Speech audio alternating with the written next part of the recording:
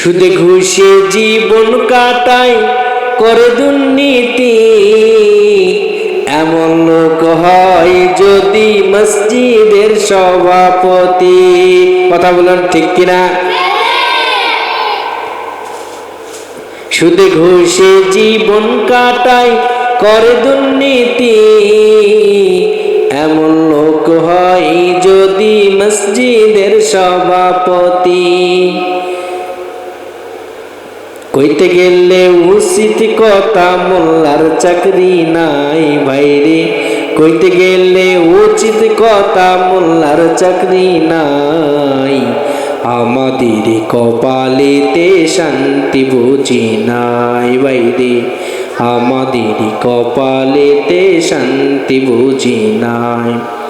এত দুঃখ রাখবো কোথায়, রাখার জায়গা নাই বাইরে, এত কষ্ট রাখবো কোথায়, রাখার জায়গা নাই, আমাদের কপালেতে শান্তি বুঝি নাই বাইরে, আমাদের কপালেতে।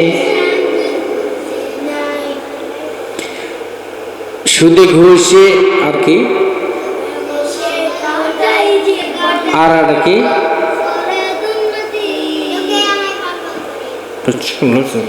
এটা আর একটা কি যেন আছে,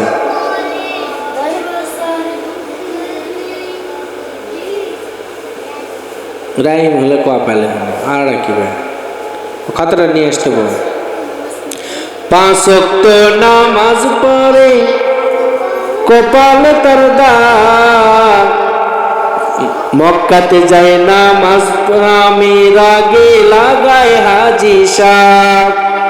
5 ওয়াক্ত নামাজ পড়ে কপালে তার দাগ, মক্কাতে গিয়ে নামের আগে লাগায় হাজি সাহ।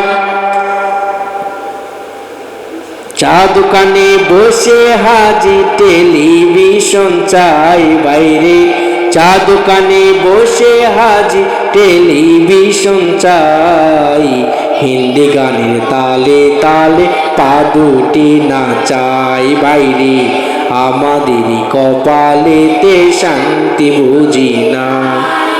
এত দুঃখ রাখবো কোথায়, রাখার জায়গা নাই বাইরে, এত কষ্ট রাখবো কোথায়, রাখার জায়গা নাই, আমাদের কপালেতে শান্তি বুঝি নাই বাইরে, আমাদের কপালেতে শান্তি বুঝি নাই।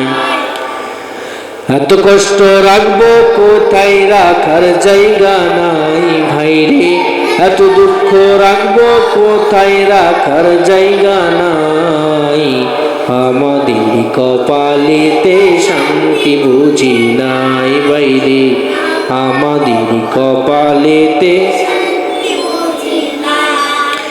সুদে ঘুষে জীবন কাটায় করে দুর্নীতি, এমন লোক হয় যদি মসজিদের সভাপতি।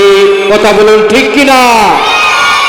সুদে ঘুষে জীবন কাটায় করে দুর্নীতি, এমন লোক হয় যদি মসজিদের সভাপতি।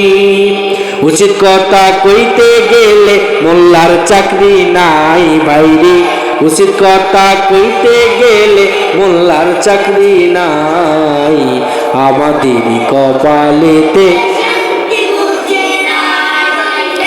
আমাদের কপালেতে শান্তি বুঝি নাই। এত কষ্ট রাখবো কোথায়, রাখার জায়গা নাই বাইরে, এত দুঃখ রাখবো কোথায়, রাখার জায়গা নাই, আমাদের কপালেতে শান্তি বুঝি নাই বাইরে, আমাদের কপালেতে শান্তি বুঝি নাই। কথা বলুন ঠিক কিনা? মুসলমান ভাইরা আমার, মুসলমান বন্ধুগণ, একটু মনোযোগ দিয়ে শুনতে হবে প্রিয় ভাইরা আমার। আল্লাহর একজন ওলি ছিলেন, আল্লাহর একজন ওলি ছিলেন, নামটা তার কাসম নানুতুবি রহমতুল্লাহ আলাইহি। আল্লাহর একজন ওলি ছিলেন, জগৎ বিখ্যাত একজন ওলি ছিলেন, অলির বর্ণনা যদি আপনাদেরকে শোনাইতে চাই, আপনাদের হৃদয় কিন্তু শান্ত হয়ে যাবে। কতটা শোনার জন্য রাজি আছেন? শোনার জন্য রাজি আছেন? আল্লাহ রব্বুল আলামিন তাকে এমন মর্যাদা দিয়ে দিলেন। একবার স্বপ্ন যুগে দেখলেন, স্বপ্ন যুগে দেখেন আল্লাহর নবী তার কাছে এসেছেন, এসে ডাক দিয়ে বলেন, ও কাসেম নানু তুমি, ও কাসেম নানু তুমি, তুমি ঘুম থেকে জাগ্রত হয়ে যাও। আমি এই লাঠির চিহ্নটা যতদূর পর্যন্ত দিচ্ছি, তোমার একটা দ্বীনি প্রতিষ্ঠান মাদ্রাসা হবে।